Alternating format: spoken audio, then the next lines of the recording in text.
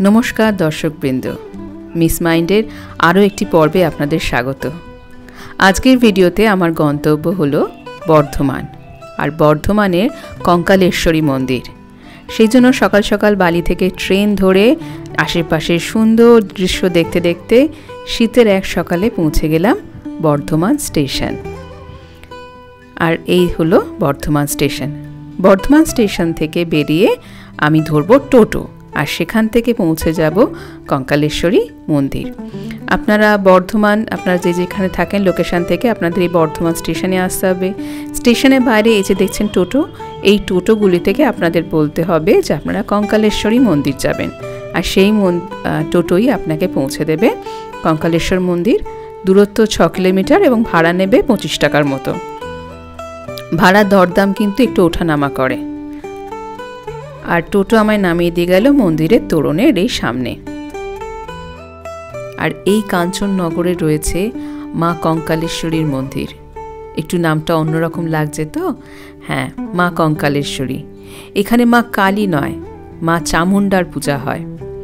পশ্চিমবঙ্গের খুব কম স্থানে দেবী চামুণ্ডার পুজো করা হয়, কারণ দেবী চামুণ্ডা ভীষণ রূপা, অর্থাৎ ভয়ঙ্করী তার রূপ। পৌরাণিক শাস্ত্রে তার ভয়ঙ্কর রূপের কথা বর্ণিত আছে। আজকে আমি আপনাদের সেই মা চামুণ্ডার মন্দির, যেটিকে কঙ্কালেশ্বর মন্দির বলা হয়, সেই মন্দির আমি আপনাদের দর্শন করাতে নিয়ে এসেছি। পূর্ব বর্ধমান জেলায় অবস্থিত এই জায়গাটার নাম হচ্ছে কাঞ্চননগর। আর এই কাঞ্চননগর কিন্তু বিখ্যাত হয়েছে মা কঙ্কালেশ্বরী মন্দির এবং তার সাথে থাকা একটি বৃদ্ধাশ্রমের জন্য। আপনাদের সেইটিও দেখাবো, বৃদ্ধাশ্রমটিও দেখাবো। তার আগে আমি আপনাদের মন্দির ঘুরিয়ে দেখাবো। তোরণ দিয়ে আমি ভেতরে প্রবেশ করলাম। কিছুটা এগিয়ে গিয়ে পরে বাঁ দিকে একটি বৃদ্ধাশ্রম, এবং বৃদ্ধাশ্রমকে এগিয়ে গিয়ে ডান দিকে পড়ে এই যে মন্দির। আপনারা মন্দিরটি দেখতে পাচ্ছেন, নবরত্ন বিশিষ্ট মন্দির।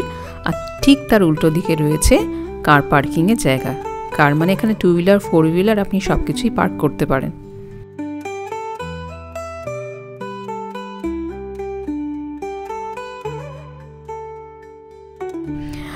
আর এই হচ্ছে মন্দিরের সাথে থাকা নবনীর বৃদ্ধাশ্রম। এটিরও একটি কাহিনী আছে, সেটি আমি আপনাদের চলতে চলতে বলবো। তো আমি এবার মন্দির প্রাঙ্গণে এসে পৌঁছালাম।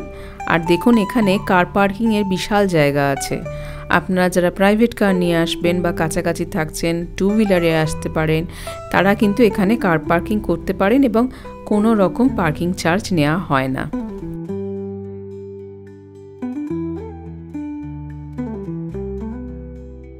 আর এই হচ্ছে মা কঙ্কালেশ্বরীর মন্দির, নবরত্ন চূড়া বিশিষ্ট বাংলার একটি প্রাচীন ঐতিহ্যময় মন্দির।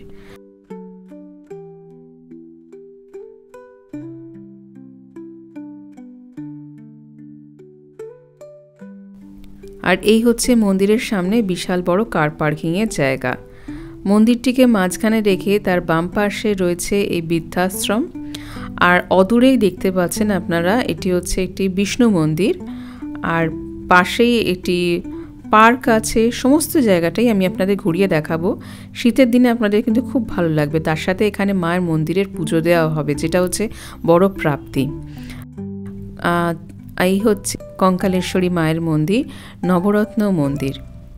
মন্দিরটি অনেক বছরের পুরনো, আর পরবর্তীকালে একটি সংস্কার হয়।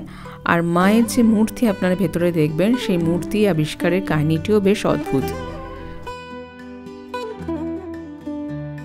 বহু বছর আগে এখানে দামোদর নদে এক বিশাল বন্যা হয়।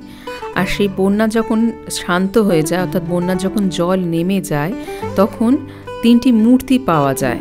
আর 3টি মূর্তিকে সেখানকার ধোপারা সেই কাপড় কাচার পাথর হিসেবে ব্যবহার করতে থাকে।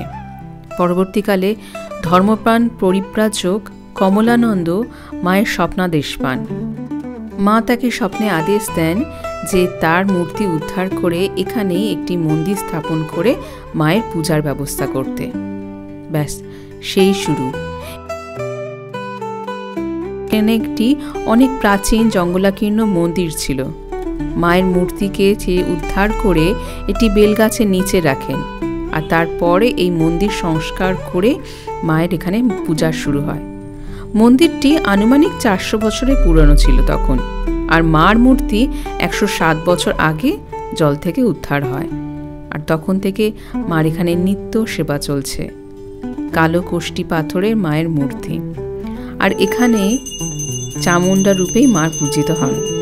চামুণ্ডা অর্থাৎ আপনারা জানেন যে দুর্গাপূজার সময় সন্ধি পূজা, মা দুর্গার সন্ধি পূজার সময় মাকে কিন্তু চামুণ্ডা রূপে পূজা করা হয়। আর এই হচ্ছেন মা চামুণ্ডার রূপ। মা কঙ্কাল সার, সেই জন্যই মাকে কঙ্কালেশ্বরী বলা হয়। মায়ের কঙ্কাল সার এতটাই কঙ্কাল যে গায়ের মনে হয় কোনো চামড়া নেই, পুরোপুরি পাঁজরা হাড় সমস্ত কিছুই এখানে দেখা যায়। মা হলেন অষ্টভুজা, তার গলায় নরমুণ্ডমালা আর পদতলে শিব। শিবের থেকে একটি পদ্ম সৃষ্টি হয়েছে, আর সেই পদ্মের ওপরই মা উপবিষ্ট। মায়ের 8টি হাতে যা রয়েছে সেগুলি হলো ত্রিশূল, তরবারি, মধুপর্কবাটি, বজ্র, বিজয় পতাকা, ঘণ্টা ও নরমুণ্ড। মার আরেকটি হাত গালে দিয়ে রেখেছেন, যেন কি মা খুব চিন্তিত। এইরকমভাবে মায়ের এই যে প্রধান মূর্তিটি, আর দুপাশে আরও 2টি মূর্তি আছে, সেগুলিও কোষ্টি পাথরের, সেগুলিও চামুণ্ডা মূর্তি। অনেকে মনে করেন এগুলি মায়ের সহচরীর মূর্তি, কিন্তু এখানে যিনি পুরোহিত মশাই রয়েছেন, যিনি এগুলি ব্যাখ্যা দিলেন, বললেন সেটিও চামুণ্ডারই মূর্তি। মায়ের যে প্রধান মূর্তি তার সাথে সাথে এই মূর্তিগুলিও উদ্ধার করা হয়, আর সেই থেকেই মার এখানে চামুণ্ডা রূপে পূজিতা হন। আর সামনে রয়েছে দেখুন যজ্ঞকুণ্ড। প্রত্যেক বছর দীপান্বিতা কালী পূজায় এখানে ধুমধাম করে পুজো হয়। এখানে বহু মানুষ তখন সমাগম হন, অন্তত 40-50 হাজারের মতো মানুষের সমাগম হন। আর নিত্যদিন মায়ের এখানে কিন্তু ভক্ত সেবা লেগেই আছে।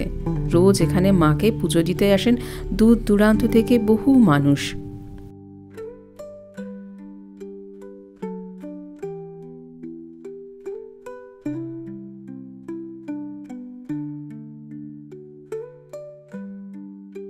এমনি দিনেও ভোগ প্রসাদের ব্যবস্থা আছে, কিন্তু 10 টাকা করে কুপন লাগে, কিন্তু অন্য দিন অর্থাৎ এই অমাবস্যাতে কোনো রকম কুপন লাগে না।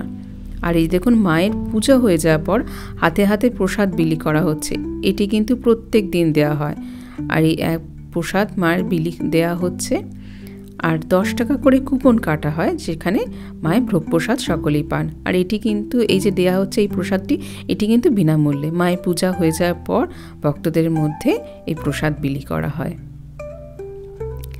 মন্দির প্রাঙ্গণ সবসময় জমজমাট।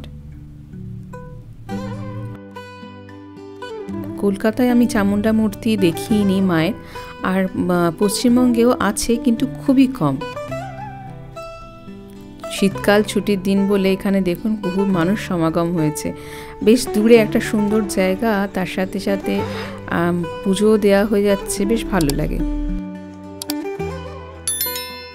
মায়ের মন্দিরে মাকে দর্শন করে আমরা এবার বাইরে বেরিয়ে এলাম। মায়ের মন্দিরের ঠিক অদূরে অর্থাৎ কার পার্কিং থেকে একটু দূরেই রয়েছে একটি বিষ্ণু মন্দির। এটি পঞ্চরত্ন বিশিষ্ট বিষ্ণু মন্দির। এই যে দেখুন কার পার্কিং যে একটা বিশাল বড় এলাকা রয়েছে, সেই মাঠের মাঝখানেই প্রায় বলতে পারেন এই পঞ্চরত্ন বিষ্ণু মন্দির এখানে রয়েছে। চলুন আপনাদেরকে বিষ্ণু মন্দির দর্শন করাই। এখানেও কিন্তু নিত্য পূজা হয়। এই নয় যে কঙ্কালেশ্বরী মায়ের মন্দিরেই পূজা হয়, এই বিষ্ণু মন্দিরও কিন্তু নিত্য পূজা হয়। এটি পঞ্চরত্ন বিশিষ্ট মন্দির।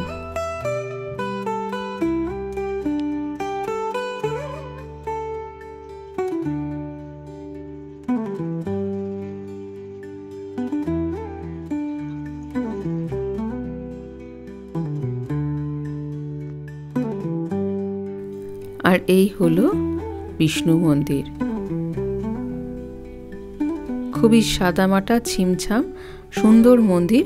আর গায়ে যে টেরাকোটার যে কাজ দেখছেন, অনেকটা বিষ্ণুপুরের কথা মনে করিয়ে দেয় আমাদের সকলকে।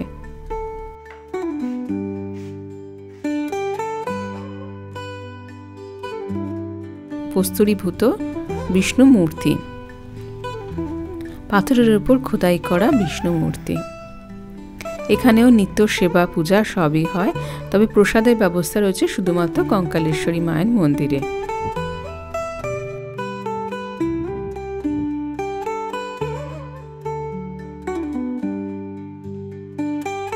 বিষ্ণু মন্দির দর্শন করার পর ফেরার সময় আমি দেখলাম এখানে মায়ের ভোগ প্রসাদ রান্নার যে কক্ষ সেটি রয়েছে। আর এই দেখুন দূর থেকে দেখাচ্ছি, খুব সুন্দর পরিষ্কার পরিচ্ছন্ন ভোগ প্রসাদ রান্নার যে কক্ষটি রয়েছে।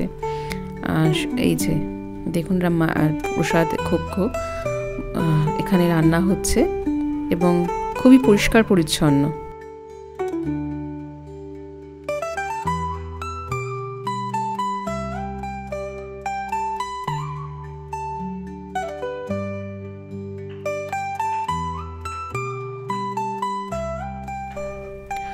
প্রসাদ কক্ষের পাশেই রয়েছে একটি শিব মন্দির, এটিও বেশ প্রাচীন মন্দির।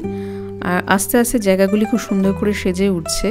এখন যেহেতু প্রচুর মানুষ সমাগম হচ্ছে, আপনারা শীতের দিনে একটু ঘুরেই আসতে পারেন। বর্ধমানে খুব সুন্দর লাগবে, এমনিতেই বর্ধমান শহর খুব সুন্দর সাজানো গোছানো, আর এরকম একটি মন্দিরে আপনাদের গেলে খুব ভালো লাগবে। আর এই হচ্ছে দেখুন শিব মন্দির, এটিতেও বাংলার একচালা মন্দির আর টেরাকোটার কাজ রয়েছে।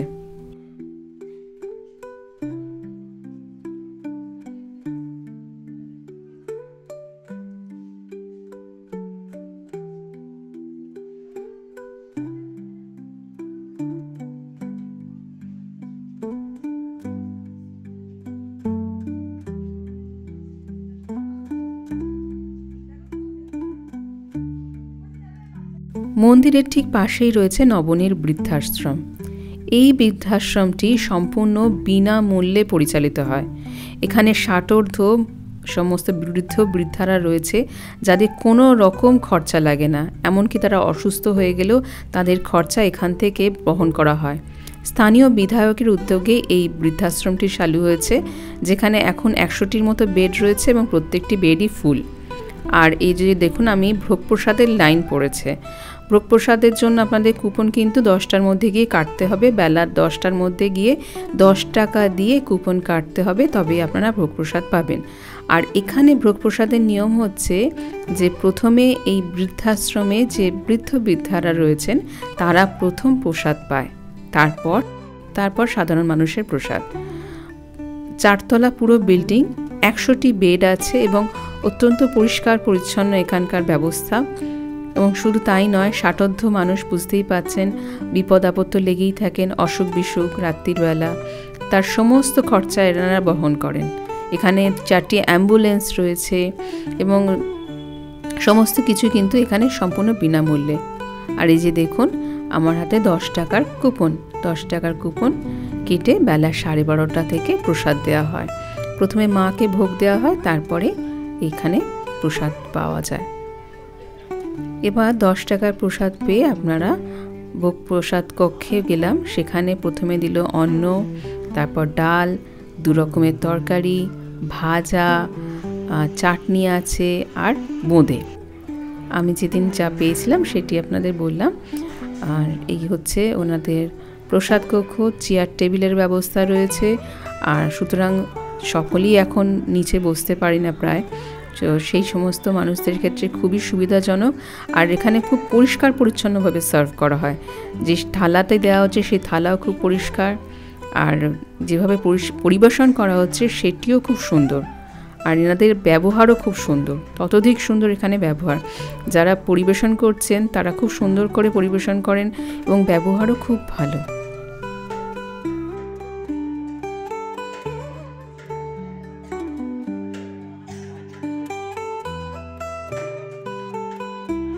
শুধু প্রসাদ গ্রহণের পর একটি নিয়ম হচ্ছে আপনাদেরকে এই থালা নিয়ে কলের কাছে গিয়ে থালাটা ধুয়ে যেখানে মাজার জন্য রাখা হচ্ছে সেখানে দিয়ে আসতে হবে। 10 টাকা দিয়ে কিন্তু এখানে পেট পুড়ে খাওয়া দাওয়ার ব্যবস্থা, কোথাও কোনো যে এনারা রিপিট করে না তাও না, খুব সুন্দর ব্যবস্থা। প্রসাদ নেওয়া হয়ে গেল, মারও ভোগ দেওয়া হয়ে গেছে। এবার মার মন্দির বন্ধ করা হয়েছে, মা বিশ্রাম নিচ্ছেন। আবার সন্ধেবেলা খোলা হবে সন্ধ্যারতির জন্য। ফেরার পথে মাকে প্রণাম জানিয়ে এবার আমাদের ফেরার পালা। চণ্ড ও মুণ্ড এই 2 অসুরকে মা নিধন করেছিলেন বলে মার এই রূপের নাম হয় চামুণ্ডা।